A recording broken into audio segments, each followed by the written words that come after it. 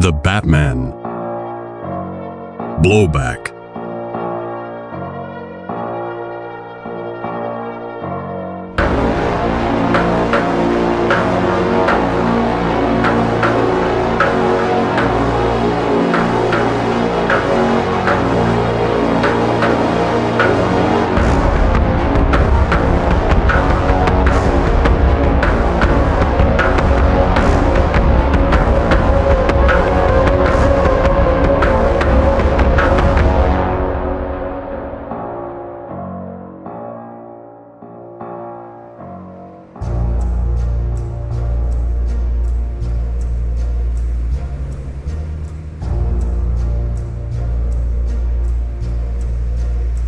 Tuesday, January 23rd.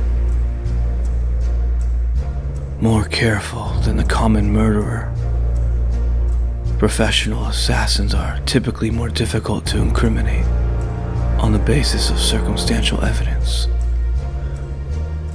The caution they tend to exercise in their profession, however, is informed by personal experience rather than knowledge of either forensics or, in the case I'm about to detail, physics. One of the remaining heads of the Moench crime family was arrested and put under felony indictment. So he contracted an assassin named Albert Runcible to eliminate the key witness for the prosecution.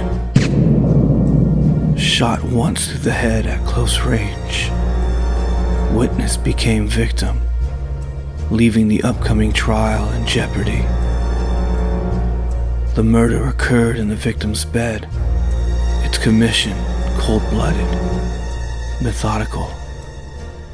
A pillow pressed over the victim's face was used to muzzle the sound of the gun, thereby silencing the witness with a nearly noiseless shot. Passing through the pillow to enter the victim's head, the bullet had then exited to embed in the mattress. It was dug out and removed from the scene by the murderer. Convinced that no weapon could be tied to the crime by ballistics comparison or anything else, Runcible disposed of the bullet, but retained his gun. But his professional confidence transformed to arrogance and became his fatal mistake. Runcible was already suspected in a string of contract killings linked to the man under indictment, as well as to other organized crime elements. But mere suspicion is never enough, and no case could be convincingly made against Runcible. Thanks to Lieutenant Gordon, I gained access to the crime scene. These previous murders remained unsolved, and this murder looked to be no different, until I saw the pillow and remembered the phenomenon of blowback. On my suggestion, Lieutenant Gordon ordered Runcible's arrest on suspicion of murder with a warrant to search the premises.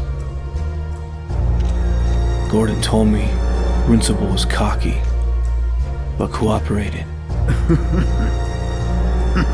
Recently employed as a bodyguard, he freely produced his handgun, along with a permit covering it. It had been recently fired, he admitted, but only on the target range. And while Runcible also surrendered a box of ammunition, the gun itself was the only thing I needed. The assassin was obviously correct in assuming he had nothing to fear from the science of ballistics.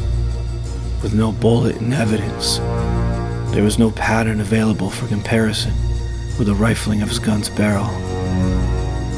Runcible was wrong, however, to assume that his weapon could not be tied to the crime scene in any way. Rather than a bullet that had to come out of the gun, the link would be found inside the gun.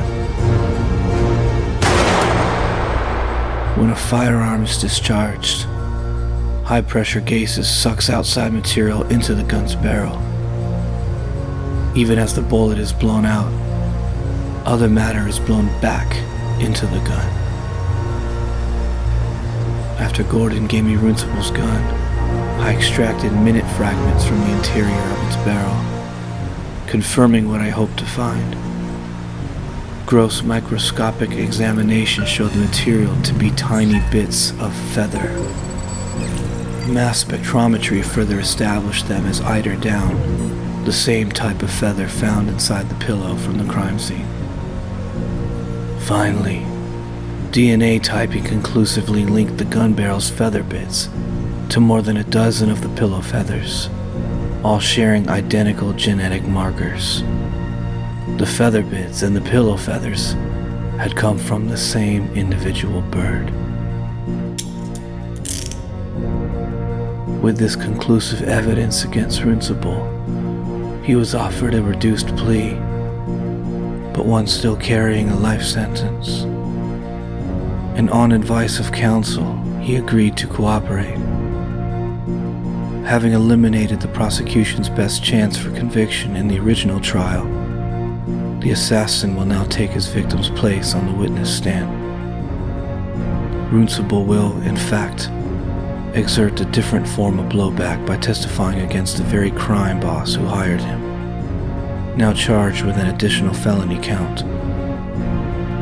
One crime thus became the motive for another, and murder turned one case into two, both now closed. It's a victory, but I can't get complacent. Runcible is just one of many killers in this city. I may be able to stop some of them with my fists, but for the clever ones, like Runcible, I have to outthink them. Part of me fears one day there'll be someone who's a step ahead of me. Someone I won't be able to outthink. So I'll keep pushing myself, so that when that day comes, I'll be ready.